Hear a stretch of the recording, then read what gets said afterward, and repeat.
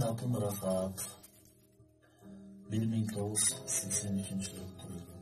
Нарын облусу Башыр району Бачи өңүрүндө. Кичинекей кезимде ата-энем сарайга 2 жылдан кийин кетип калды. Жеткенинде эле мен кеттим деп айтсам, WhatsApp'ка, Facebook'ка жазсам, ошондон элдер көрөт, ошол аркылуу сатсам болот деп калдым. Бардык шаарга барганда сонун досумду көрүп телефон алдык. Анан кийин жазган буюмдар немеге чыга баштады. Ошондон кийин Бишкекте, Кыргызстанда